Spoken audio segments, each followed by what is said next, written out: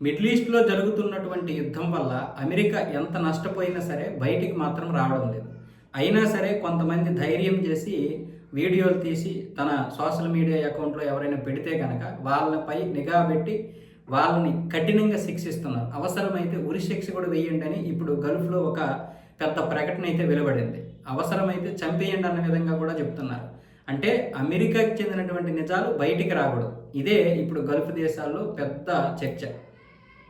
మొత్తం గల్ఫ్ దేశాల్లో అమెరికాకు చెందినటువంటి స్థావరాలు శాశ్వతమైనవి, తాత్కాలికమైనటువంటివి 19 ఉన్నాయి. ఈ 19 17ని ఇరాన్ ధ్వంసం చేసినట్లుగా తెలుస్తుంది. అందులో కొన్ని పాక్షికంగా దెబ్బతిన్నా, చాలా వరకు పూర్తిగా స్థాయి దెబ్బతిన్నాయి.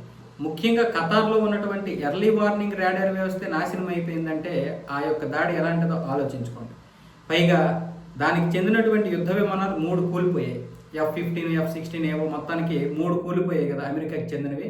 నిన్న ఈరోజు కలిపి రీఫ్యూలింగ్ అయినటువంటి KC-135 విమానాలు కూడా కూలిపోయాయి 5. అందులో 11 మంది చనిపోయినట్లు తెలుస్తుంది. కానీ 4 మాత్రమే చనిపోయారని బయటకు వచ్చింది. అది కూడా నిన్న బయట పడడం వల్ల.